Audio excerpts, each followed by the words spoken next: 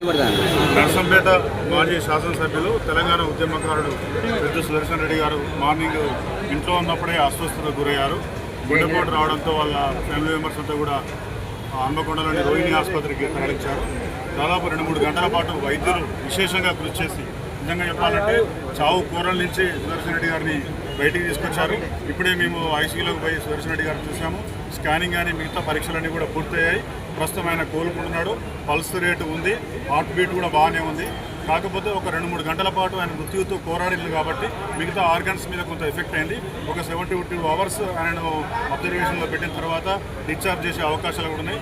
కాబట్టి నర్సంపేట నియోజకవర్గ ప్రజలు కానీ, కార్యకర్తలు కానీ, ఉద్యమకారులు కానీ ఎవరు కూడా వాళ్ళ ఫ్యామిలీ మెంబర్స్తో కూడా మేము మాట్లాడినాం.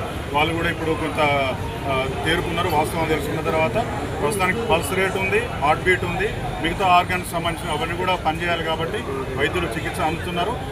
ఇంకా నాకు పాజిటివ్ థింగ్ ఏంటంటే ట్రీట్మెంట్ కూడా ఆ బాడీ రియాక్ట్ అవుతున్నది, రెస్పాండ్ అవుతున్నది.